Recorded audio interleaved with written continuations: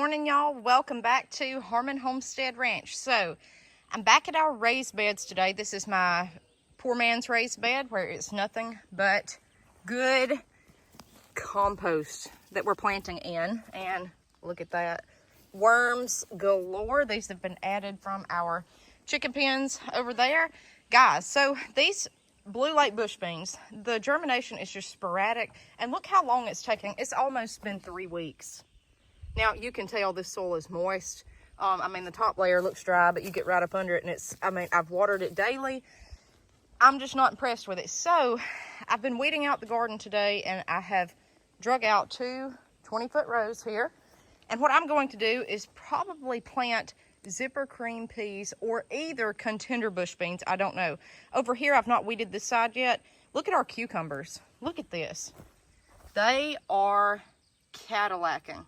I mean, Cadillacing up this panel. And this, FYI, you've probably seen it in the videos, this is an ornamental peach that apparently a seed got down here in the garden and it sprouted. So I'm going to pull that up. But even the cucumbers, I'm having trouble with some germination, but I went very heavy on these. So I've got a premier kale plant that's a volunteer. I'm going to plant those right through here, either beans or field peas. Now, for fresh eating field peas, you need 20 feet per person at least. I've got 5, 6, 125-foot rows at my house. Then I've got almost 400 feet in another place. So I've got tons of peas. So this will be just like fresh eating, adding nitrogen to the soil. I could leave it be if I so choose to do that. Now, the 2 tomatoes did not make it down there, but the ones that did are doing excellent. And I have a volunteer here. I'm gonna just cage it and let it be. I don't know what it'll grow, but anyways, in this bed, I have these, I call them water weeds. I don't know what you guys call them. And I've got one little piece of lettuce that I was gonna get up, but I'm gonna leave it because the dogs trampled my other. Okay, so what is that? That's a copper pipe. It supposedly will help with blight. Don't know. Okay, I do know I've planted copper pennies. I think they have to be before 72 or 62. Look that up. Don't quote me. I've planted it underneath the tomato plants before, and those seemed better than the ones without it. So I don't know. Copper is a fungicide, natural fungicide, so they say. Don't know, but it's worth a shot. But look at the tomatoes, how they've grown. You want to see that light green growth in the center. That's good. That lettuce, I may pick him for lunch. Got a brandywine. You can tell by the leaves. There's a regular tomato, and then here's brandywine. They have a potato-like leaf. So over here, look at this. I said I was not going to do it. I said I was not going to do it, but here we are. So I did not till this morning. I hoed it out by hand. I wanted to get the weeds out, and so I did. And for the people that do not hoe or do not till, I am genuinely curious. This raised bed has like grass seed everywhere. This whole bed was green yesterday. How do you do that? How do you pick? Do you pick each little one? Because there's millions. Like, I'm truly curious. How do y'all do that? Let me know. Do you have a tool, or do you see? I just hoe through the top and to get it out. But look, I mean, oh my goodness, this is a 20 by 30. I can't do that by hand, but I'm genuinely curious to what y'all do. So I have hoed out 1, 2, 3, 4, 5. 1, 2, 3, 4, 5 30-foot rows here. Guys, I'm obsessed. I say that I'm gonna leave my garden open, but like that's too open. That's way too open. We're not, we got to plant something. And these lima beans, I see I've got one casualty there that I knocked over, but they're just now still trying to come up. Again, this is pushing 3 weeks.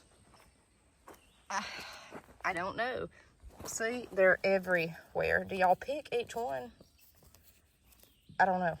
But anyways, now I will once the plants get on established. I hate messing in the soil right now where my seeds are. But anyways, what I'm going to do, these are the Ford Hook 242 lima beans. Look at the variegated leaves. I think they're beautiful. Now the pack that we got from the feed store had a 70% germination rate, so that's probably why they're not doing too hot. But I mean, they're coming on. They're just not thriving. I don't think anything in my mind will ever be as good as contender bush beans. Nothing. You could drop those on a rock and they would grow. So what I'm going to do, since I didn't plant these thick, since the germination's slow, I don't even know if they're gonna make it because we've got heat coming in, which today is supposed to be 83, but it is cool and it is overcast. It looks like it's gonna pour, but it hasn't. I am going to plant sweet corn. So in my pasture garden, I am not happy with how that corn is looking. So can you plant sweet corn in a raised bed? Absolutely. Absolutely, darling. Yes, you can. You can do it. I have planted in that little bed over there 1 row of Indian corn. It all pollinated. I showed you a video. 12-inch ears. Gorgeous. Okay, so that was 1 row. They say blocks. I don't know. I'm just trying to get as much corn as I can. Truth be told, I looked on this side of this cattle panel and I thought about putting a row down through here, but the problem is these pole beans, and it'll be a tangled mess. I won't be able to get back here. And even these on this side, they're just now coming up. Now this over here borders the grass, and this has always been terrible to weed over here because it's just loaded with weeds. So more of these water weeds. I'm gonna be honest, guys, I don't like putting my hands down here. I got to get some gloves, but still, you know, it's the season for snakes. Okay. So anyways, I've got peaches and cream corn. What I'm going to do is drop it heavy through here. I usually will do it every 6 inches. Sometimes I do it every 12 inches, but every time that I do that, just like in the pasture garden, even though it was brand new seed, I have spotty germination. So I guess we're gonna go through here and I'm gonna drop this seed heavy and come and thin it out. You want your corn, I would say, no closer than 10 inches apart. You really want them 12 inches apart. Now, the beauty with this is, the pure beauty, I'm gonna have pole beans. Well, I've got pole beans, rattlesnake pole beans. Those do great in heat and humidity. Look at my ducks over there, they're taking a bath. They do excellent. What that means is they will set pods, beans, in heat, in the humidity. A lot of plants won't do that. These will, okay? So if you've never tried that before, if you live somewhere where it's hot and humid, Alabama, Florida, Georgia, Mississippi, Louisiana, anywhere on the coast of Texas, North Carolina, plant these pole beans. Just try them, okay? They're great. They do have strings, but I'm gonna be honest, I love stringing green beans. I would rather do nothing on this earth than sit and string green beans. That's my favorite pastime. Just give me buckets of it. I love it. A lot of people don't, you know, or if you got arthritis in your hands, I understand. I like to do it, but they do have strings. Contenders do not. Bush beans. So what I'm gonna do, I'm gonna have my corn here, 2 rows. That's pretty close. That's only 18 inches maybe apart. If you're looking at just the dirt, more like a foot, a little bit over a foot. So I've got 2 rows of peaches and cream that I'm going to plant here. I've got nitrogen on this side. Beans and peas add nitrogen to the soil. Corn is a heavy feeder. It loves nitrogen. Okay, so we got nitrogen over here, 2 rows of corn. Nitrogen, lima beans, they add nitrogen. Nitrogen. Okay, so we got corn here, corn there over there, squash and zucchini. So between every row of corn, I will have pure nitrogen added to this soil. So it should do well. And this soil is, I have worked with this soil, y'all, and worked with it. This was red topsoil, just like you've seen in my new garden, okay? It was terrible. And I paid for it to be brought to me, and I was actually very disappointed in it. But it was local soil, and here we are, okay? Dirt. So I have amended it with chicken manure, compost, vegetable scraps, leaves, anything you could put to it. That's probably why I have a lot of grass, and it's beside the grass here. I've got a lot of junk in this bed too, but this soil that's good. That's good dirt. Okay, I've got some rocks in it and whatnot, and half of it I've added in here, like little pebbles or whatever by accident. That is good soil. That, I'm gonna walk over here and show you, because a lot of people don't get to see the difference, or I don't get to show y'all. That is a totally different composition than this. So this is darker, of course. This is probably more nutrient rich, but do you see this? This is like air in this bed. This is just compost. A little bit of potting mix on top that's worked together. The worms have eaten it to a nub. This, do you see that? It'll still hold moisture. It's just hard for me to call this soil, because it's just, I don't know, it's matter. This is soil. This is dirt. This over here, that's dirt. it holds water better. That's the only thing. But look how black this is. It doesn't matter what time of the day, when, if it's dry, if it's not dry. If you go through this, I mean, look at that. I have worked so hard on this bed. That is just beautiful. That bed I have worked on is still not where I want it, and you constantly have to amend this, okay? Constantly. But this right here, I'm very happy with this dirt. Extremely happy with both. And I have grown a lot of food out of these gardens. So what I'm going to do, since we just planted this 3 weeks, coming up on 3 weeks ago, 3 weeks ago, I am not going to add fertilizer to these rows. I've already put fertilizer in the garden. The garden's good enough, okay? It's good soil. It's had fertilizer to it. See, because over here I planted peppers, and then they all burned up and just didn't make it. So I already had triple 13 all the way down through here. Now it's been worked into the soil. I could go back and add fertilizer. I'm just not going to today, okay? When you start doing stuff like that, that's when you're at risk to start burning up your plants. When you're starting to add so much back to back to back if you have a crop failure or whatever.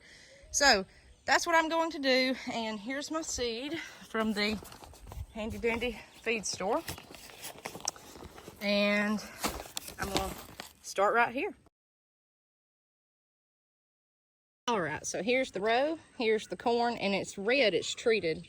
So that's why it's red. But anyways, guys, corn is like my thing. That's what I love to plant. You see how thick I'm dropping this? Because it's, I just am. Over here in this little bit, I can come through and thin it, but that's what it looks like in the rows. Okay, so I'm just gonna go down here every maybe 2 to 3 inches and drop a seed and do it like that. And then you end up with that. So yes, this is close. This is like the radical intercropping that I filmed last year and showed you guys that I came up with, where you have nitrogen producing plants beside heavy feeders and just cram them all together. What you've got to worry about, snakes and really trying to weed this out. Now that's hard. But the good thing is it's so thick that it shades itself. So weeds aren't usually as bad. And you don't have to fertilize. You don't have to buy fertilizer usually, because you have your nitrogen producers in between with your heavy feeders. So I'm going to do it again. And now this bed over here is going to be just nitrogen alley. Cucumbers will benefit from that though over there. So may come back and do something else through here. I think I'm going to plant some more tomato plants over here where my bell peppers did not make it. Replace those two and go from there. And hopefully within a week we'll see corn germinating. Okay, so now I'm in the no-till bed over here. I've got all my corn done.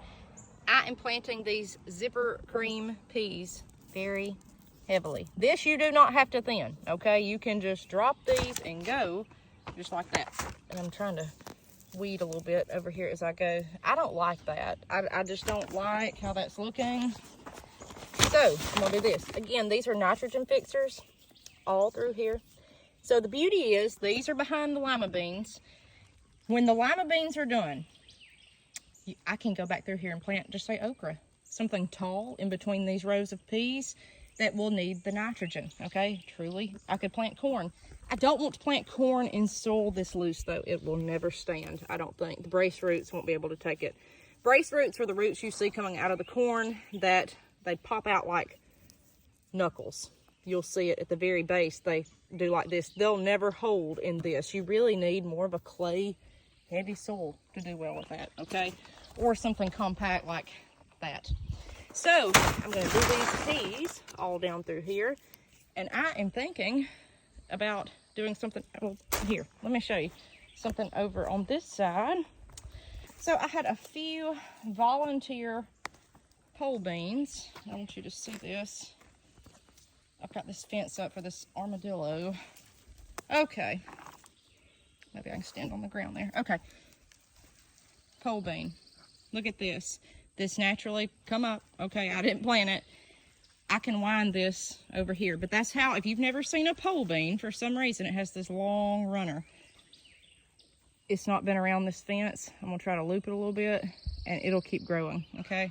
Just, it needs something to climb. Truly. To do well. I could plant something beside here, and I could plant pole beans beside the cucumbers, but I think it would be too much because I have cucumbers on both sides. If I just had one side of cucumbers, I'd probably plant pole beans on the other side because it's a natural nitrogen fixer into the soil. Okay, guys, I'm going to wrap this up. I'm going to cover up all my rows, walk them out, water this in, and call it a day. I may come over here and weed this. So, we will see you next time on Harmon Homestead Ranch.